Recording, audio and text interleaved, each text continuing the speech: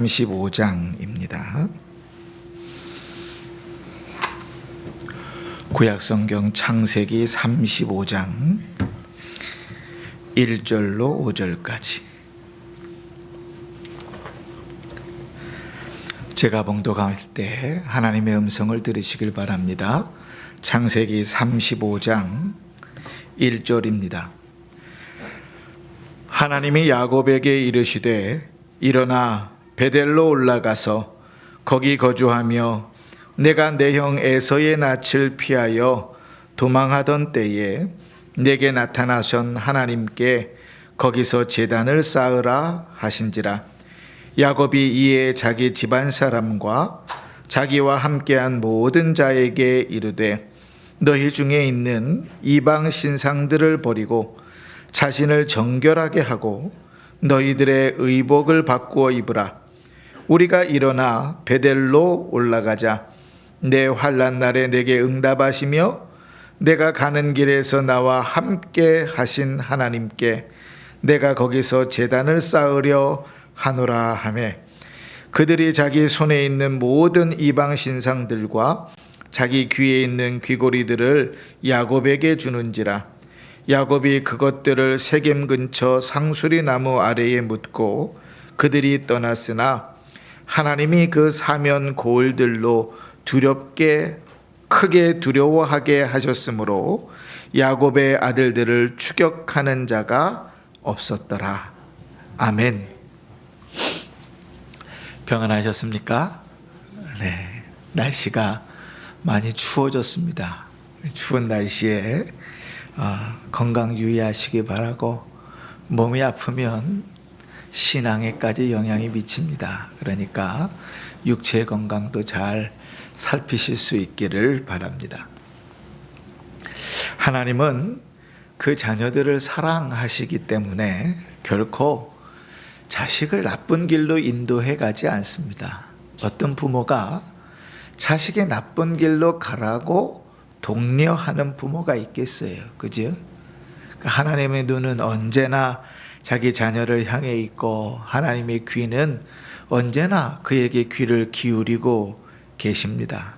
때로는 그 자녀가 악한 길을 걸어갈 때에도 하나님은 그가 돌아오기를 간절히 바라고 기다리십니다. 그리고 그가 정말 안 될 때, 절체절명의 위기에 있을 때 하나님은 그에게 나타나셔서 그를 찾아와 만나 주십니다. 그 환난의 때에 그를 찾아오시고 위로하시고 힘을 주시는 것입니다. 그런데 이런 의문이 들 때가 있어요. 왜 하나님이 죄 짓기 전에 막아주시면 안 되나? 그지?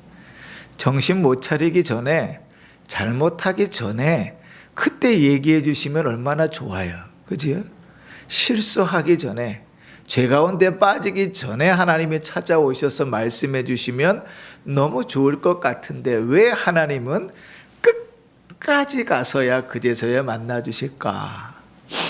우리가 인간이어서 하나님이 아니니까 하나님의 마음을 알 수 없는데 이 말씀 묵상하면서 제가 그런 생각을 했어요.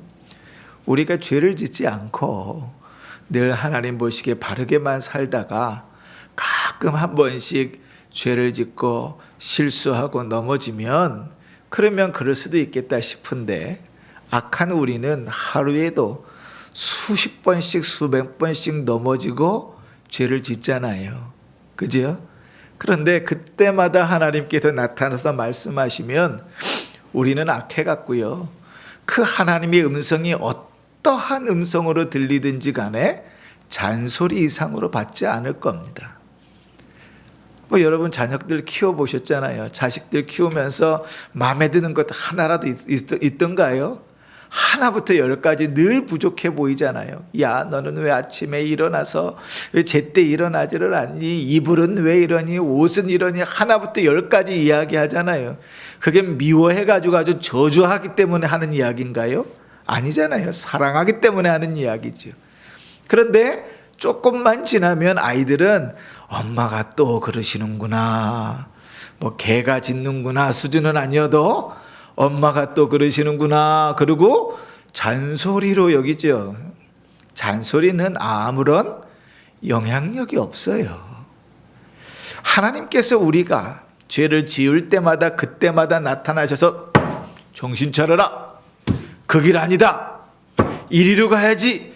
맨날 이러시면 처음에는 주님 감사합니다. 내가 잘못하기 전에 주님 이렇게 깨우쳐 주시는군요. 이러다가 이제 조금 지나고 나면 아이고 또 그러십니까? 알겠습니다. 그리고 귀뚱으로도 안 듣는다고요. 그게 우리의 악함이지요. 그래서일까요? 하나님은 야곱의 인생 가운데 4번 나타나 주실 때마다 그가 절체절명의 위기에 자기의 인생에서 가장 어려움을 당할 것 같은 그 시기 때마다 주님이 찾아와서 만나 주십니다. 물론 그때만 만나 주신 건 아니죠. 하나님의 눈은 언제나 야곱을 바라보고 계셨고 하나님의 귀는 언제나 그에게 귀 기울이고 계셨고 하나님은 언제나 그와 함께 계셨지만 말이죠.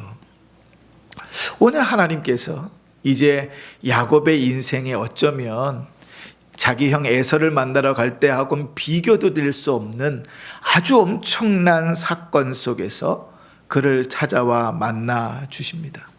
하나님이 우리를 찾아와 만나 주실 때는 언제나 적절하거든요. 그러니까 그 하나님께서 왜 이때 찾아오셨는가?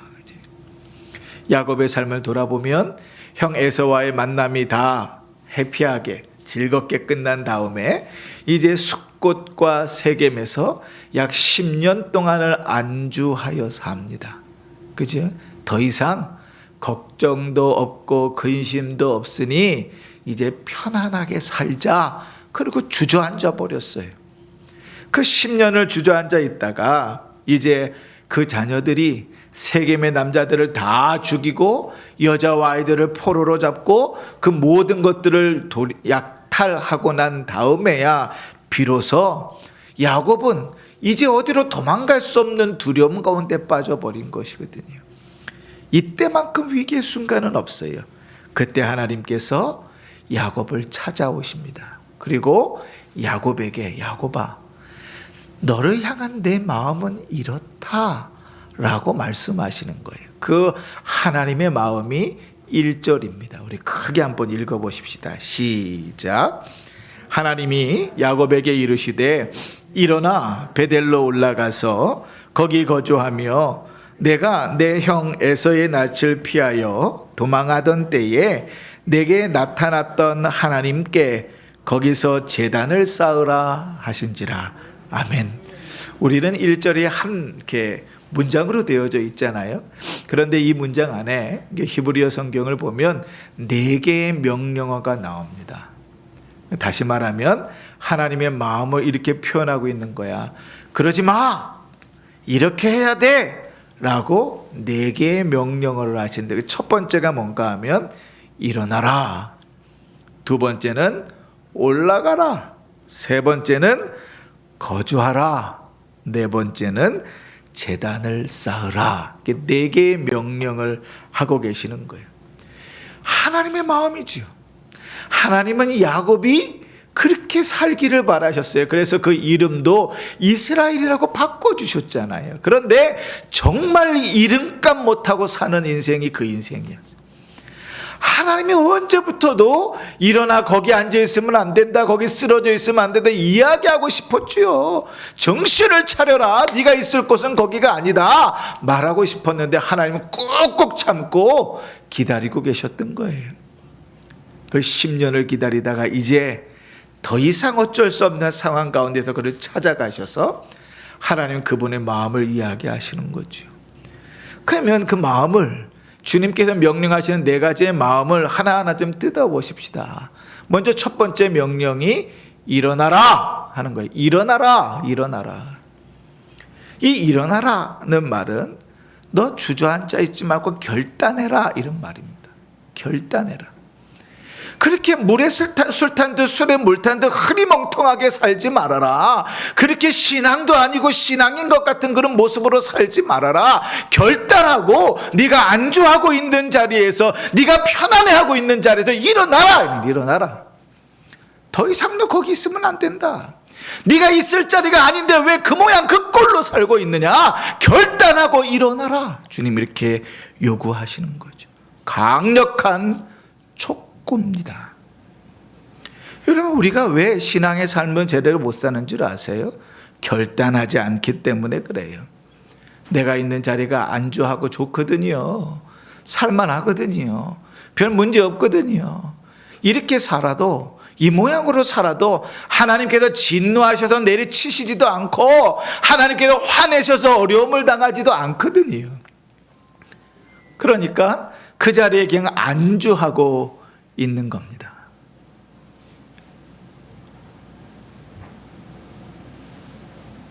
그러나 여러분, 하나님은요 그냥 그 자리에 있기를 원하지 않으세요. 그러니까 뭐라고요? 결단을 촉구하시는 거예요. 너 그렇게 살면 안 된다. 그 길이 네 길이 아니다. 정신 차려라. 여러분, 우리가 이제 12월 달이잖아요. 벌써부터 우리 은지자매가 헌물해가지고 올해 가실 때 달력을 좀 가져가실 수 있는데 2023년도 달력이 나왔어요. 2023년도 다이어리도 나왔고요. 그럼 사람들이 그것을 먼저 구입해가지고 내년도 계획을 세웁니다. 내년도 계획을 세울 때 제일 먼저 하는 게 뭐예요? 올해 내가 뭘 못했는가? 올해 내가 해야 되는데 하지 못한 게 무엇인가? 아, 내가 이렇게 살면 안 되겠구나. 내 몸이 점점점 안 좋아지는데 운동을 해야 되는데 운동을 안 했구나. 아, 내가 운동을 해야지. 결단해야 돼. 아, 내가 성경을 열심히 읽어야 되는데 성경을 제대로 읽지 않았구나. 결단해야 돼요. 내가 신앙생활을 똑바로 하지 못했는데 똑바로 해야 되는구나. 결단해야 돼요. 그 자리에서 결단하고 일어서지 않으면 움직일 방법이 없습니다. 그런데 결단하는 것 자체가 어려워요. 왠지 아세요? 지금이 좋거든요. 지금 편하거든요. 이렇게 살다가 하나님께서 그거 아니라고 엄청난 사건을 주시지 않는 한 그냥 살만하거든요. 그러니 결단하지 못하는 거죠. 그래서 어쩌면 하나님께서 절체절명의 위기를 우리를 몰고 가실 때 그것은 하나님이 주시는 기회인 것이죠. 사랑하시기 때문에 어쩔 수 없는 상황으로 몰아가시는 것일 수도 있어요. 결단하지 못하니까, 거기서 일어서지 못하니까 하나님께서 극심한 상황까지 몰아가셔서라도 일어서게끔 만드시는 것이 하나님의 뜻이라고요. 그렇게 주님은 우리를 사랑하시지. 자, 그런데 두 번째가 뭡니까? 올라가라. 그래, 올라가라. 결단은 했는데, 아, 이렇게 살면 안 되겠구나. 결단은 했는데, 결단하고 한다는 것이 그것보다 더 못한 짓을 하면 그게 더 문제예요. 그죠? 그게 더 문제예요. 아, 내가 운동을 해야지. 그리고 결단했는데 운동은 한다고 열심히 운동 계획을 세우는 게 아니라 매일같이 저녁에 막 야식만 먹어대면 그 결단은 아무런 소용이 없어요.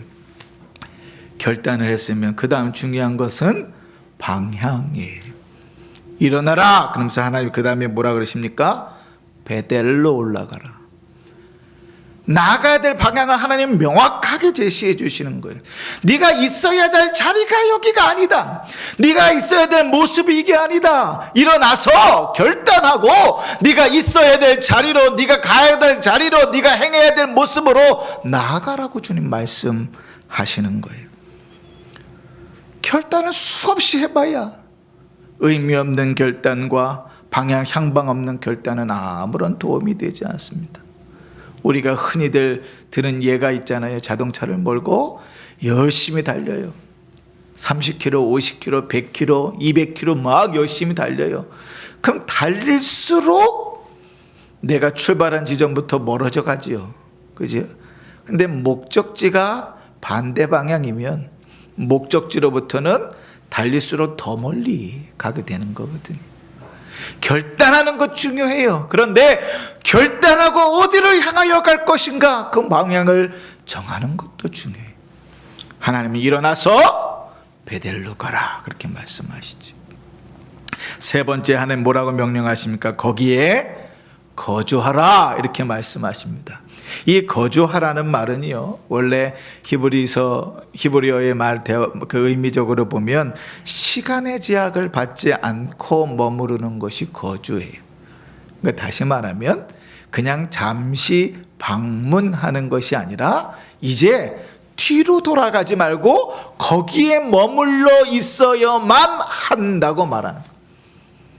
우리가 바울이 이 말씀을 이렇게 해요. 너희가 옛 사람을 벗어버리고 새 사람을 입으라. 예수님께서는 이렇게 말씀하셨어요. 개는 자기가 먹은 것을 집어먹지만 신자는 그런 모습으로 살아서는 안 된다 그러시거든.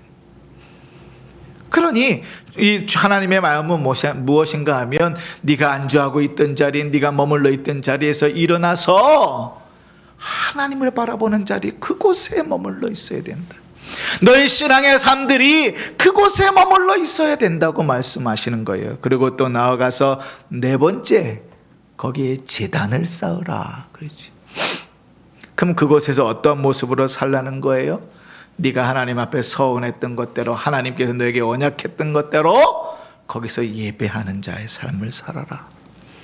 네가 하나님 앞에 서원한 것을 지키며 살아라. 예배자로 살아라. 그렇게 말씀하시는 거예요. 그래서 하나님은 야곱이 가장 위험에 처해 있는 순간에 찾아오셔서 그에게 회개의 기회를 주시고 소망의 기회를 주시는 거란 말이죠.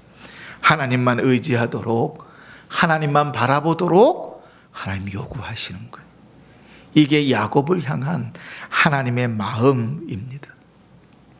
야곱이 하나님의 마음을 듣고 하나님의 말씀을 듣고 알았어요. 아, 하나님께서 바라시는 것이 이런 것이구나. 아, 하나님은 하나님 한 분만 바라보고 살기를 원하시는구나. 그렇게 깨달았어요. 그래서 그 깨달음을 이제 2절로 넘어가면 사람들을 다 모아놓고 이렇게 얘기합니다. 오늘 표현해 보면 야곱이 이에 자기 집안 사람과 자기와 함께한 모든 자에게, 다시 말하면 자기의 식구들 4명의 아내와 11명의 아들 자식들 말고 그들뿐만 아니라 자기의 종들까지 다 불러 모아가지고 그들에게 자기가 깨달은 하나님의 마음을 전하는 거예요. 그게 뭐예요? 너희가 가지고 있는 이방 신상들을 버리라. 우상을 버리라. 하나님만 의지해라. 이렇게 요구하는 거예요. 자기 집안 사람들 모두가 하나님만을 의지하지 못하게 하는 그 우상을 갖다 버리라고 이야기하는 거예요. 결단하지 못하게 하는 것, 돌아가지 못하게 하는 것, 예배드리지 못하게 하는 것, 그것이 무엇이든지 간에 다 갖다 버리라고 이야기하는 거예요. 여러분, 우리의 삶 속에 하나님께 예배드리지 못하도록 사단이 딱 붙들고 있는 우리의 버려야 될 우상은 뭡니까? 우리가 믿음으로 살지 못하도록 우리를 딱 붙들고 있는 그 우상은 뭡니까? 우리가 하나님만 의지하지 못하도록 붙들고 있는 우상은 뭡니까? 자식입니까? 가족입니까? 돈입니까? 내 자존심입니까? 명예입니까? 그 어떤 것도 하나님만 바라보고 하나님만 의지하지 못하도록 막는다면 우리는 과감하게 다 버려야 돼요. 차라리 건강을 버리더라도 하나님만 의지할 수 있으면 그게 복입니다. 우리의 전 재산을 잃어도 하나님만 의지할 수 있다면 그게 복이라고요. 근데 이것저것 다 붙들고는 하나님만을 바라볼 수가 없지요. 우리는 그렇게 생각해요. 우리가 예배도 드리는데요, 저 헌금도 잘 합니다. 그럼 신앙생활 잘 하는 것이잖아요. 천만에요. 고린도전서 10장 21절에 이렇게 말씀하십니다. 너희가 주의 잔과 귀신의 잔을 겸하여 마시지 못하고 주의 식탁과 귀신의 식탁에 겸하여 참여하지 못하리라. 이렇게 말씀하십니다. 하나님은 이스라엘 백성들에게 이렇게 말씀하셨어요. 출애굽기 20장 5절에 그것들에게 절하지 말며 그것들을 섬기지 말라. 나 내 하나님 여호와는 질투하는 하나님인즉 나를 미워하는 자의 죄를 갚되 아버지로부터 아들에게로 3, 4대까지 이르게 하거니와. 하나님은 오직 하나님 한 분만을 의지하고 하나님 한 분만을 바라보기를 원해요. 그런데 우리 안에서요, 그 하나님 말고도 붙들고 있는 게 너무 많은 거예요. 그러니 간절함도 없고 갈급함도 없게 되는 거죠. 그러한 우상들이, 하나님만 바라보지 못하게 하는 것들이 우리 안에 얼마나 깊숙이 들어와 있는가. 여러분, 히스기야 왕 아시지요? 히스기야 왕이 그의 아버지 같지 않고 믿음으로 서서 종교개혁을 했습니다. 산당들을 없애고 또 종교개혁을 하는 것 중에서 이스라엘 백성들 중에서 700년 동안 그들의 삶에 깊숙이 뿌리박았던 우상을 제거해 버립니다. 그리고 그것을 부셔버리고 느후스단, 노조각이다 이렇게 말합니다. 그런데 그 우상이 뭔 줄 아세요? 700년 전에 이스라엘 백성들이 광야에 있을 때 하나님께 불평불만해가지고 하나님께서 뱀을 풀어가지고 그들을 다 물려 죽게 만들었거든요. 그 백성들이 회개해가지고 하나님이 살려달라고 모세에게 이야기하니까 하나님께서 모세에게 놋으로 뱀의 형상을 만들어서 장대에 높이 달아라, 그것을 바라보는 자마다 살리라 그러셨어요. 할렐루야, 아멘.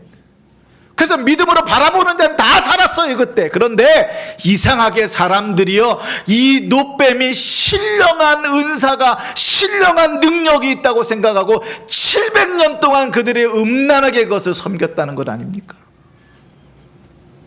그 모세가 이스라엘 백성과 광야 생활할 때가 언젠데 히스기야 왕 때까지 700년 동안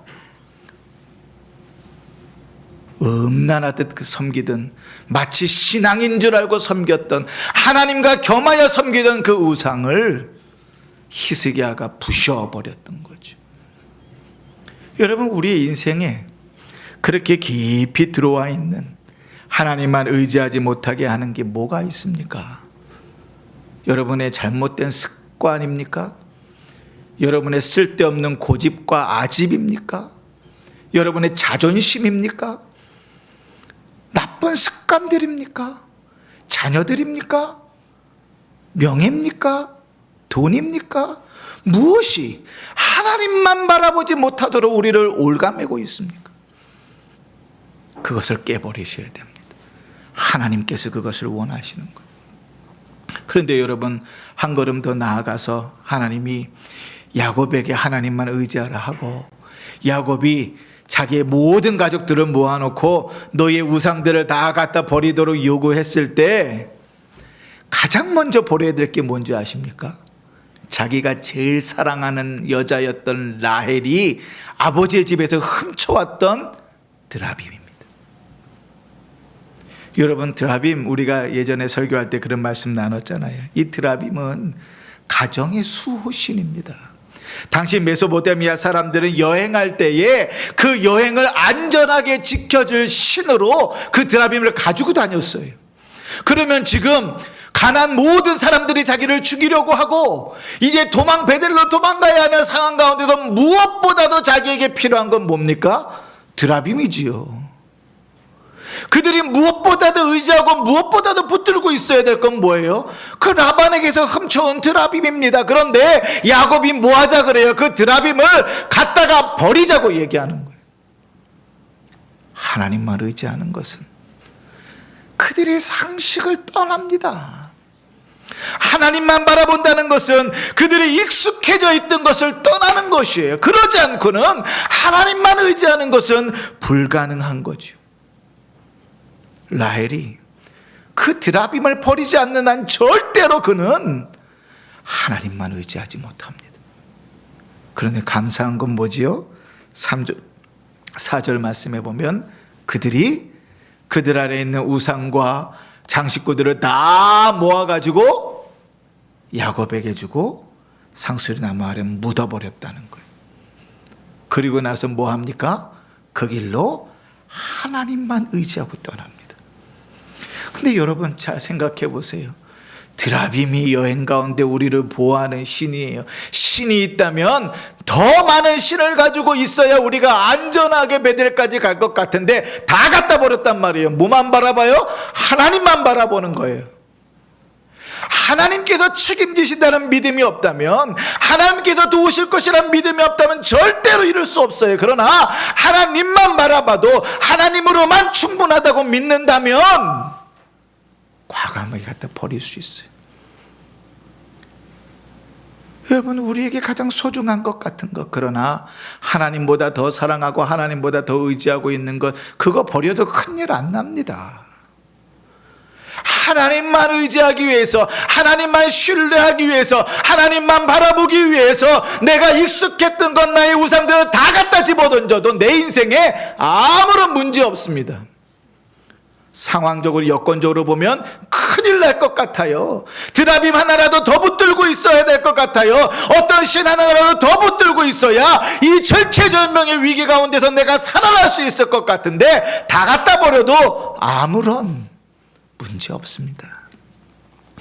5절을 읽으시면 하나님께서 이렇게 말씀하십니다. 그들이 떠났으나 하나님이 그 사면 고을들로 크게 두렵게 하셨으므로 야곱의 아들들을 추격하는 자가 없었더라. 할렐루야. 아멘이지.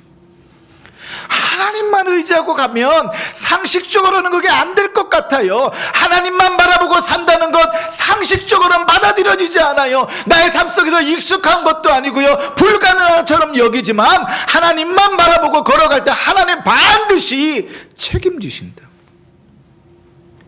그 믿음으로 걸어가는 자를 하나님 외면하지 않으세요. 여호수아를 필두로 해서 이스라엘 백성들이 이제 가나안 땅을 점령하기 위해서 요단강을 건넜습니다. 이제 요단강을 건너서 여리고성을 치기만 하면 되는데 요단강을 건너서서 하나님께서 그들에게 명령 한 가지를 하세요. 얘들아, 너희 남자들은 다 여기서 할례를 해라. 상식적으로요, 이렇게 따져볼 만해요. 하나님, 요단 강이나 건너지 말고 하라 그러죠. 그러면 피할 기회라도 있지요. 이 말이 됩니까? 어찌 하나님 우리를 죽이시려고 요단강까지 건너와서 여기서 할례를 하라 합니까? 할례를 한다는 건 전투력을 잃는다는 것인데 적군이 쳐들어오면 우리는 다 죽습니다. 누구처럼요? 야곱의 아들들이 세겜 사람들 다 죽여버린 것처럼. 그런데 말씀하신 하나님께서 책임지실 줄 믿고 말씀하신 하나님만 바라보고 그들이 할례를 했을 때 어떻게 됐죠? 아무도 감히 이스라엘 백성을 침범하지 않았습니다. 하나님께서 그들의 마음을 두렵게 하시고 하나님께서 그들을 보호하심이죠. 사랑하는 성도 여러분, 믿음으로 걸어가는 자, 하나님만 바라보는 자, 하나님께서 반드시 책임지십니다. 그 하나님을 바라보지 못하게 하는 것이 무엇인지를 찾아 결단하고 그것을 버리는 일들이 우리에게 필요할 것이, 그것이 무엇이든지 간에, 그게 돈이든지 자식이든지 명예든지 자존심이든지 건강이든지 무엇이든지 간에 그걸 버려야 하나님만 의지할 수 있어요. 그걸 버리면 내 인생이 망가질 것 같은데, 그걸 버리면 전혀 안 될 것 같은데, 그걸 버리면 상식적으로 불가능할 것 같은데, 그걸 버려도 믿음으로 하나님만 바라보면 하나님 책임지신다. 하나님이 야곱에게, 하나님이 우리에게 요구하시는 것은 하나님만 바라보는 그 믿음입니다. 여러분, 하나님 말고 뭘 붙들고 계세요? 지금 살만하니까 건강 붙들고 계십니까? 여러분, 돈 붙들고 계세요? 열심히 키우는 자식들 붙들고 계십니까? 여건과 환경 붙들고 계십니까? 여러분, 자존심 붙들고 계십니까? 여러분의 상식 붙들고 계십니까? 그게 하나님만 바라보지 못하게 한다면 그건 우상이에요. 갖다 버려야 돼. 그거 없으면 죽을 것 같고 그거 없으면 무너질 것 같지만 그러나 다 버리고 하나님만 바라보면 하나님 반드시 책임지십니다. 그러한 믿음이 우리에게 있기를 바랍니다. 하나님은 우리가 안주하고 있는 자리, 하나님만 의지하지 않고 있는 그 자리, 하나님을 떠나 살아가는 자리에서 결단하고 돌아오기를 원하십니다. 우리의 삶에서 그 결단과 순종을 하지 못하게 하는 것이 무엇인지 스스로 기도하시고 물으면서 찾으십시오. 내가 하나님만 의지하는 것이 아니라 하나님만 의지하지 못하는 것, 아니 하나님과 같이 의지하고 살아가는 것이 무엇인지를 찾으십시오. 주님 내 눈을 여셔서, 주님 내 마음을 여셔서 주의 성령으로 나를 조명하셔서 하나님 말고 내가 붙들고 있는 걸 알게 하여 주옵소서. 그리고 그것을 결단하고 내다 버리게 하여 주옵소서. 그리하여 내 인생에 초라할 것 같고 불가능할 것 같고 보잘것없을 것 같아 보일지라도 하나님만 의지하고 살게 하옵소서. 그때 비로소 하나님께서 그 자녀를 어떻게 보호하시고 그 자녀를 어떻게 복주시고 인도하시는지를 경험하게 될 것입니다. 이러한 은혜와 복이 여러분의 삶에 풍성하기를 주의 이름으로 축원합니다. 아멘. 기도하십시다. 하나님 아버지,